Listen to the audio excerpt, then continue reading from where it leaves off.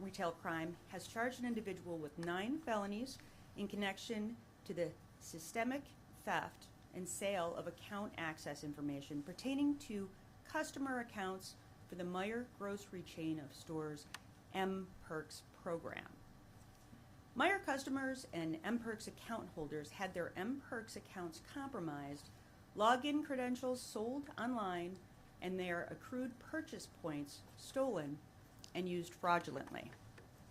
The mPerks program is the loyalty and rewards incentive program offered by the Meijer grocery chain. Customers accrue store credit points to the individual accounts by making purchases at the grocer. The points accrued can then be used as cash value towards purchases. Customers establish their own individual accounts to participate in the loyalty program, and they are maintained by Meijer. Meijer offers the mPerks loyalty program through the 6 states in which they operate: Michigan, Ohio, Indiana, Kentucky, Illinois, and Wisconsin. This investigation began when Meijer was alerted to these thefts by consumer complaints to the company in April and May of 2023. The customers complained of vanishing points on their accounts, prompting Meijer to contact the Fraud Investigation Section of the Michigan State Police. A joint investigation commenced, comprised of Meijer corporate investigators, the Michigan State Police Fraud Investigation Section, and our force team. This investigation discovered encrypted chats and foreign online markets where mPerks account credentials were being offered for sale, advertised with the corresponding points contained within each account. These marketplaces were using cryptocurrency and digital currency platforms in order to facilitate the sales. One seller account stood out to our investigators, identified by the name AlphaLand and other variants of that name. Investigators began closely scrutinizing and tracing the digital transactions of accounts used by the seller AlphaLand. And after finding an anonymous cryptocurrency exchange employed by AlphaLand, we discovered and followed over 300 digital currency wallets using 5 different cryptocurrencies. Following search warrants applied to these digital properties and others upon physical properties, a primary suspect was then identified. Subsequent covert surveillance of this suspect and his residence allowed investigators to determine his Ottawa County home was the location from which the alleged criminal enterprise operated. The Michigan State Police Fraud Investigation Section and Force Team executed a search warrant on the residence that yielded a significant amount of evidence we intend to exhibit in court. In addition, during the search, investigators seized more than $20,000 in cash and $460,000 in digital currency wallets. In all, investigators conducted over 12 search warrants encompassing the residence, vehicles, electronic devices, physical safes, and more. This investigation has led to the charges I'm announcing today. And we have charged 22-year-old Nicholas Moy of Grand Haven with 1 count of conducting a criminal enterprise, a 20-year felony, 1 count of use of a computer to commit a crime, a 20-year felony, and 7 counts of identity theft, each 5-year felonies. Mr. Moy was arraigned on Wednesday, December 27th in the 59th District Court in Kent County. He was given a $25,000 cash surety bond and will next appear before the court on January 9th for a probable cause conference. The 7 counts of identity theft account for 7 specified account thefts, though it's apparent this crime was committed against hundreds of counts and Meijer customers. And we have charged identity theft in connection to individual victims from Bay County, Emmett County, Ingham County, Kent County, Livingston County, Marquette County, and St. Joseph County. These 7 victims represented by charges and the hundreds more stolen from have been made whole by Meijer. Meijer has reinstated the full previous balance of accrued points to the affected customers suffering thefts at a corporate loss estimated to exceed $1 million. think that bears repeating that all verified theft victims have been reimbursed for their lost points. Meijer is obviously a significant victim in this criminal enterprise because they ultimately bore the costs of the thefts perpetrated. Organized retail crime costs businesses and consumers over $1 billion every year just in the state of Michigan from losses incurred by retailers, additional expenses of guarding against said losses, and ultimately higher prices that are paid by Michigan consumers. Also, a crucial element to this story, and one that I want to make sure that Meijer shoppers hear, it is our belief that Meijer was not hacked or infiltrated in order to obtain these account credentials. And what we allege to have occurred in this instance is actually called credential stuffing, whereby account credentials obtained in large-scale data breaches are batched and then sold. Regardless of the source of the data, the originating breach target, in this case, was not believed to be Meijer. The credentials are then processed through a software searching for successful access attempts across other login bases. And we're alleging that Mr. Moy acquired a large data set of usernames and passwords on the dark web and put a software to the task of attempting to log in to the mPerks infrastructure with those credentials. So for customers who used the same username and password on the original breached account and their mPerks account, access was then granted and these credentials were sold or offered for sale. For instance, some of the victims for which we've charged are believed to have been compromised in a large-scale breach of login credentials used for the popular fitness app MyFitnessPal, which was hacked several years ago, compromising login credentials of millions of users. Consumers should heed this warning and exercise smart password discipline. If you're notified of a data breach, any data breach, you should be changing your login credentials not just with that breach point platform, but also for any other accounts for which you've used the same login credentials. Additionally, consumers should be changing their passwords at regular intervals and not employing the same usernames and passwords across multiple platforms. And please, whatever you do, don't make your password. That is a surefire way to have your identity stolen. So it's alleged that Nicholas Moy obtained hacked login credentials, cross-referenced those credentials for access success with the mPerks infrastructure, and then sold those login credentials, username, email address, password, and PIN, on the internet for the wrongful use of buyers. And the purchasers of the login credentials then use those point balances to fund their own purchases from Meijer, with incidents documented in both online and in-store purchases. With these charges, we believe we've apprehended the main operative and driver of this sophisticated, widespread criminal enterprise. It's a major success of our force team, which I established a year ago this month to target organized retail crime in our state. And to date, the force team has filed over 100 felony charges against 25 different defendants and interrupted or stamped out operations responsible for millions of dollars in losses in retail fraud and related crimes. My force team goes to work every day against criminal organizations that steal products from retailers to repackage and sell for profit.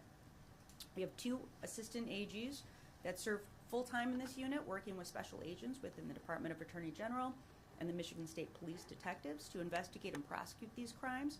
Last September, we expanded our capacity to bring about justice in this field with a partnership with the FBI's Detroit Fraud and Financial Crimes Task Force, which is assigned a special agent to the force team. Now, this is a first-in-the-nation unit, unique in the 50 states, as being the first such unit with embedded, dedicated staff from the Department of Attorney General.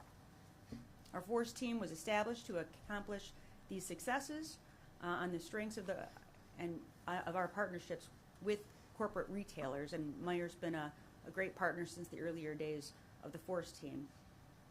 The team is dedicated to working collaboratively with retailers and local law enforcement agencies to combat organized retail crime And other recent corporate partners on investigations have included Sam's Club, Walmart, Target, Home Depot, TJ Maxx, Rite Aid, Lululemon, Ulta, and Lowe's. And again, I'm going to encourage local law enforcement agencies or retailers who are hearing this and who have evidence of organized retail fraud to please email the Force team or contact our department via our website or our phone number. We want to partner with you. We want to work together to combat organized retail crime wherever we find it in the state. And once again, I'm going to stress that I recommend all Michigan consumers practice reasonable password discipline by changing account passwords often, not using the same login credentials across multiple platforms, and always following best practices in the aftermath of a breach if you receive notice that your information has been compromised. Two-factor authentication is an additional layer of protection that, if offered by the platform, consumers should absolutely employ in order to safeguard their information. The Department of Attorney General has guidance for consumers and businesses alike when confronted with data breaches or identity theft. And furthermore, consumers can protect themselves during a data breach by taking the following actions: watching out for phishing emails, not retaining unnecessary data or files, and reviewing their credit report often. Please take advantage of free weekly credit reports from each of the 3 main credit reporting agencies by contacting the federally authorized annual credit report website. And consumers who fall victim to identity theft are encouraged to file a complaint with my department's consumer protection team via phone or online complaint form. Michigan Identity Theft Support, or MITS as we call it here, is an extension of the consumer protection team at my department and is dedicated to helping victims navigate the challenges of identity theft. The signs of identity theft, the various types of identity theft, and the steps needed to combat it are among the resources available to Michiganders on the MITS website.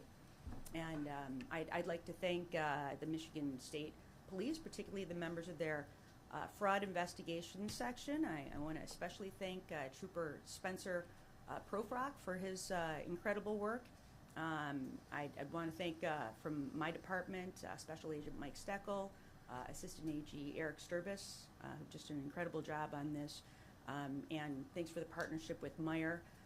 And of course the dedicated members of our Force team for the continued success as they work tirelessly to accomplish as much as we can to combat organized retail crime and to let people know, not here, not in Michigan, we take these crimes very seriously. We are going to investigate them. If the evidence is there, we are going to prosecute, and obviously using our CCE statute, you know, these are serious offenses. So with that, happy to take questions.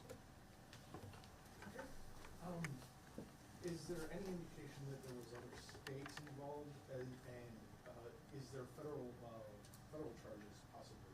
Right. So we do believe that there were other states, customers in other states that were also victimized. Obviously, because of jurisdictional issues, you know, under state law, we're charging the Michigan residents, or at least some of the Michigan residents that are, were victimized. In terms of any federal actions, do you know of anything? No, we were strictly pursuing our state law. And I will say, again, we worked really hard with the legislature in order to allow retail fraud to be a predicate offense for our CCE statute. So we have the ability here in Michigan to ensure that, you know, these are very, very serious charges under state law. There are times, for sure, where, the federal laws carry more significant penalties than the state laws, but I don't believe that's the case here. In fact, that's why we worked hard to make sure that our state law is sufficiently covered. Really the gravity of these situations. It's not regular shoplifting, right? You know, we're talking about millions and millions of dollars, sometimes just from a single perpetrator. Hi, first question, could you spell Ms. Nicholas Moy's name? We'll have a press release for you guys as you guys walk out. Okay, great. Yeah, and then I guess the second question, you're talking about he purchased credentials online. Is this credentials from former employees, he was able to access mPerks, or was this credentials of individual users' information? Can you kind of explain that a little bit more, what he originally? Yeah, my understanding it's individual users' information from other data breaches that was then on the dark web that, you know, had all of that information, and then if you, obviously using, you know, software, you can match it up, and a lot of people use the same passwords for multiple accounts. So, did I get that right? You did it, yes. Yeah, so it's not through employees. It was their information that was already out there from, again, other data breaches. And we do think that a lot of this came from MyFitnessPal, and you know that was a major, major breach. Millions and millions of users several years ago, and a lot of that information now is just floating around the dark web and can be purchased. Do you have a time period in which you believe this occurred? And then also, were you guys surprised at all by the age of Nicholas? I mean, he's pretty young. Yeah. Well, I will say this. I'm not surprised by the age.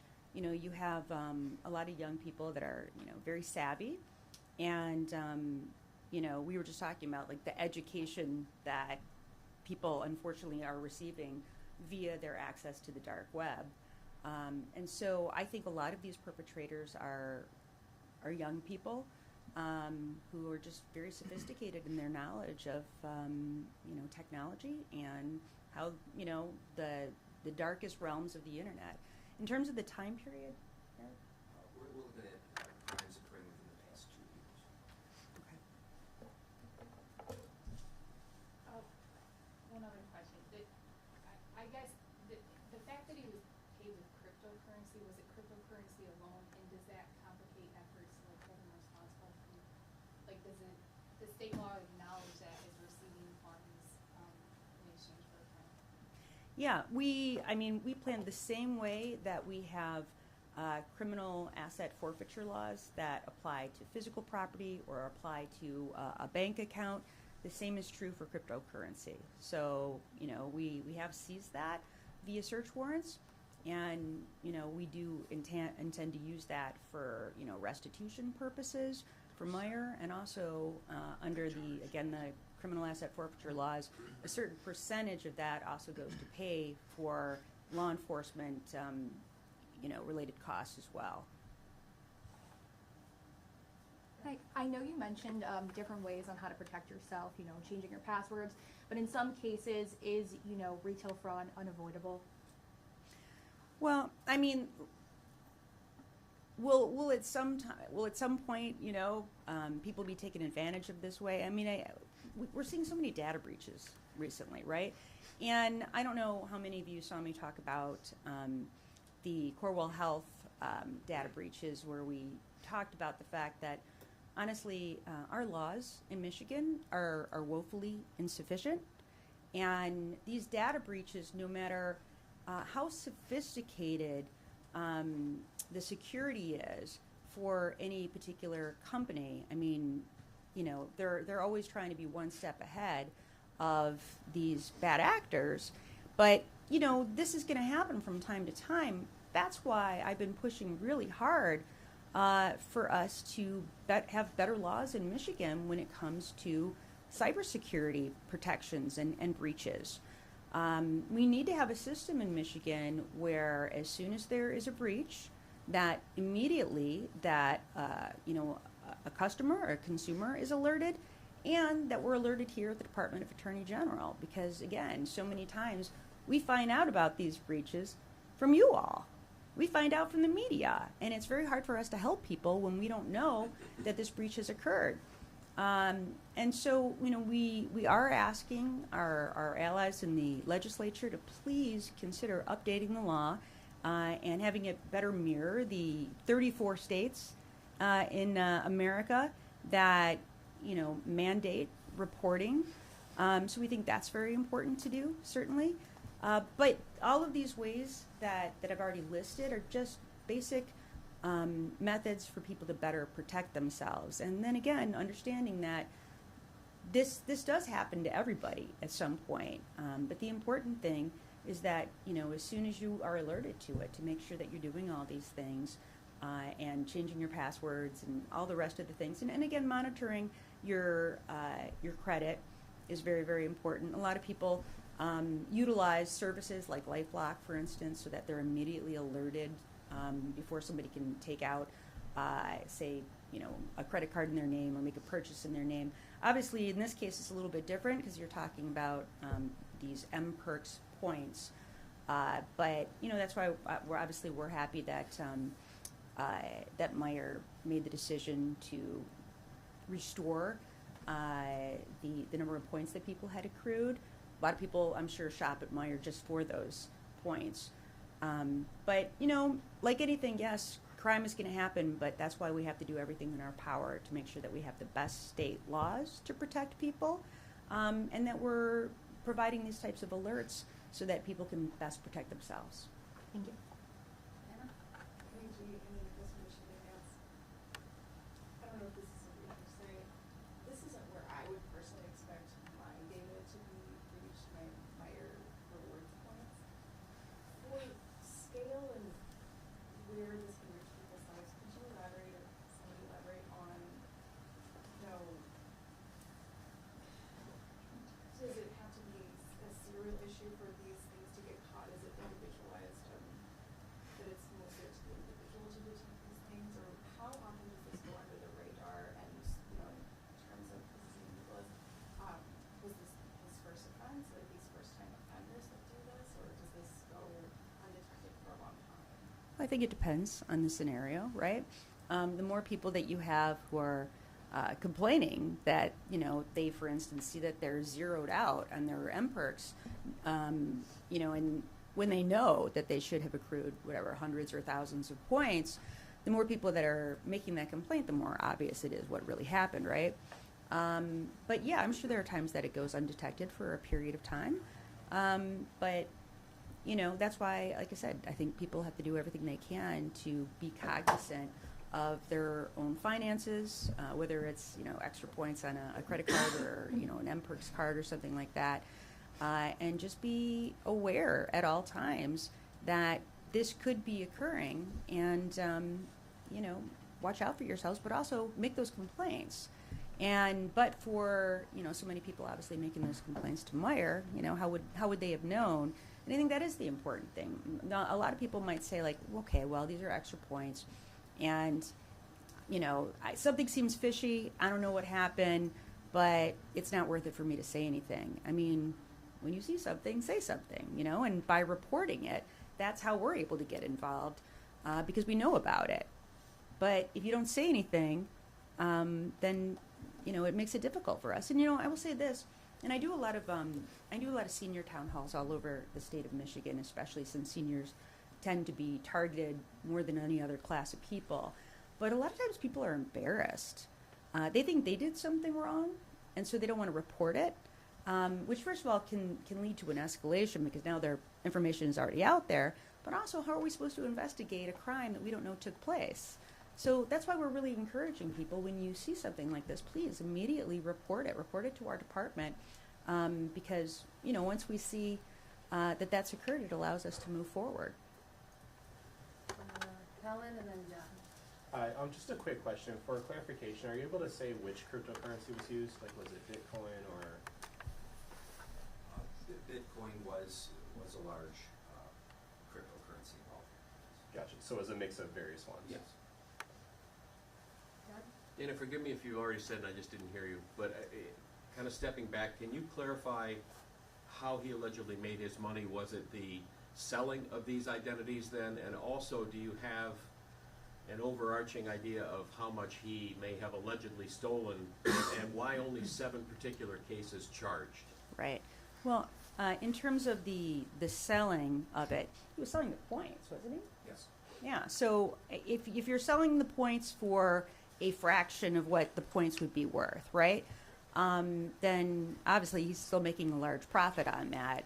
If you're talking about, many thousands and thousands of points. So that's how how he was able to make that money.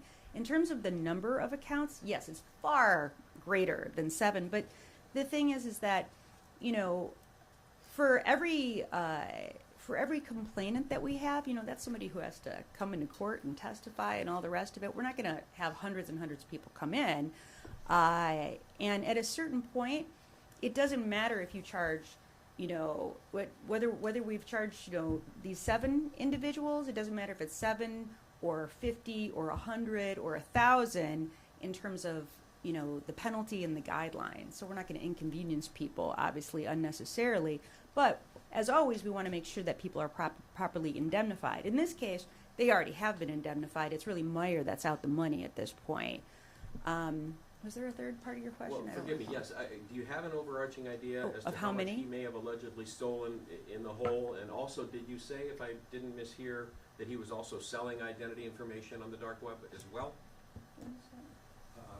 No, there's no information that we believe, well, selling identity information, yes, in the fact that he's selling individuals' username, emails to access those Meijer mPerks points. So yes, identity theft is obviously 7 of the counts that we've charged on this complaint and warrant. So yes, that is alleged to have happened.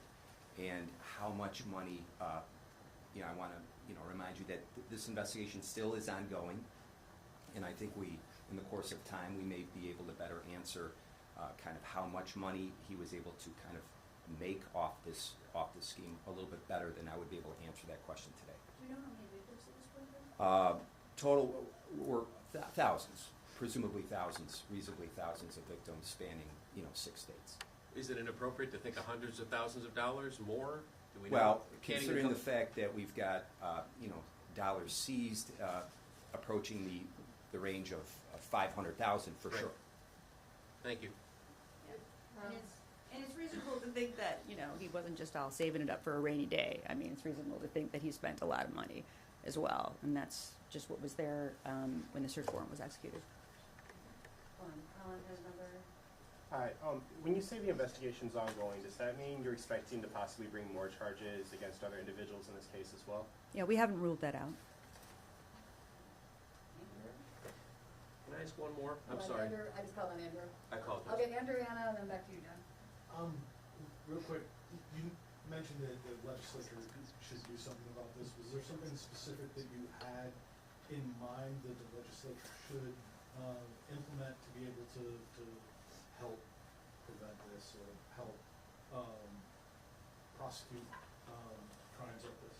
Yeah, well, I would say generally when it comes to data breaches, what I would be looking for as Attorney General from the legislature is, something that is essentially states that as soon as a business, as soon as a company finds out that there's been a data breach that involves the personal information of their customers, that they immediately have to convey that to both their customers, whose data now is floating around out there, as well as to the Department of Attorney General. That's what many other states do. What we have seen time and time again, and I'm not talking about this investigation specifically, I'm talking about many of these other data breaches, is that sometimes it'll be, 6 months, a year, before a company will even tell the customers that, their information now has been breached. And, every day that goes by that person's information is out there is a day that a person could be better protecting themselves and possibly isn't because they just don't know. And so I think it's reasonable that if you were going to require a customer in order to do business with you, whatever your business is, to provide all of this personal information, right? Name, date of birth, email address, social security number. In the case of some of these healthcare information companies, I mean, we're talking about some of the most sensitive information in the world, right? Your diagnoses, your medical diagnoses, what testing you've had done, any prescriptions that you take. I think it's reasonable to say that if somebody has accessed that information, a bad actor, that you let the individual know as soon as possible. But that's not the law in Michigan, and as a result, the companies can choose to tell their patients or their customers, or they can choose not to. And I mean it's upsetting, and I think it's a violation of trust with those customers or consumers, and we need better laws to address it. No question. I guess a would be, do you know if Meijer actually did that? If they notified the customers? Yeah. Well, like the Attorney General indicated, through an investigation done by Meijer, Michigan State Police, we do not believe that this data breach occurred at the in the Meijer system itself. As was indicated, this information was obtained from a prior data breach. So Meijer found out about it through the complaints of their customers and took immediate action by immediately engaging the efforts of the Michigan State Police, investigating this very diligently to where we're all able to be here today with the news of these charges. Anna, and then John, and I think that's probably all we have time for today. I apologize if this has already been announced or put online. How many arrests has the first team made slash investigations? Maybe how much, what has been, Yeah, regained by victims? right. Well, in terms of how many defendants, what did we say? Was it 25 that we've charged so far? At this, Yeah, so we've charged 25 so far. And Eric, do you have an idea if you've ever compiled this in terms of the millions of dollars that at least that has been alleged to have been stolen that we've now prosecuted people on? we're already at this point 8 months into our force team existence, well in excess of, I would say, $70 Has been given back to victims? million. These, Not- because obviously prosecutions take time, that generally will happen at the end of a prosecution under the the criminal asset forfeiture laws. You need a conviction, so you have to go through the entire process in order to then be able to convert the money that is seized or any properties or assets that a defendant has in order for the court to legally allow that to be turned over for restitution purposes. So for readers' understanding, there's about 8 million on the table effectively. Well, actually, it's more than that because of the statute. Do you want to explain how the statute works? Well, as far as all these investigations, some yield money, cryptocurrency, as in this case, in cash. Some do not, but still have dollar loss value. But that money has either been spent or is no longer available to us. But in many of our investigations, we are able to kind of access, freeze, seize assets that can later be used to reimbursing victims, corporations, so on and so forth. John? Thank you. My question was just kind of back to the lone actor here, apparently, 22 years old. I think a lot of people just might be surprised by that. Over the course of a year, I guess what I'm asking is this an unusual scenario? Is this a typical scenario? Or do you see a lot of different things? But not knowing any better, it surprises me one lone person sitting behind their computer can pull this off. Yeah. Well, I don't think we've seen a lot of octogenarians so far. But do we have like an average age? Would you say of some of these actors that are performing? I think to highlight the efforts just of the force team in Michigan State Police and having somebody conducting an investigation like this involving individuals sitting behind a computer is, by its nature, I think, somewhat unusual and kind of groundbreaking. But I think, just generally speaking, crimes involving computers and technology tend to kind of favor those younger in age, just by the nature of daily habits and living habits of people in their 20s and 30s versus the older generation. Thank you very much, everyone. If you guys want to stay put, I will spell everyone's names for you, so I apologize. Thank you, AJ. Thanks, everybody. Thank you. Thank you.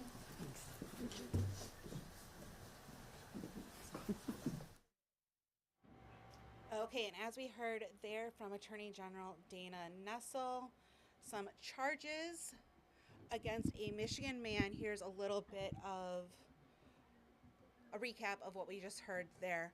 A 22-year-old man from Grand Haven, Michigan, on the west side of the state.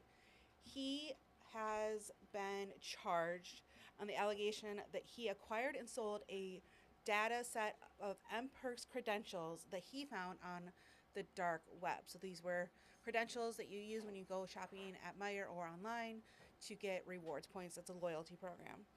Those customers' mPerks were then used by others, and Meijer has made affected customers whole to the tune of $1 million. The man was paid via cryptocurrency that has since been seized by the state, and it could possibly be used as restitution for Meijer, according to Attorney General Dana Nessel. The state does believe that the credentials were stolen not through a direct attack of Meijer's data, but rather during an earlier attack of MyFitnessPal. And our Amaya Kuznicki was there. She's going to have more on this coming up a little bit later. You can also tune in to News 10 at 6 p.m., where we're going to have a recap. Also, stick with us on air and online for all of the latest. We've got over 90 minutes of news, starting with First at 4. Thank you for tuning in.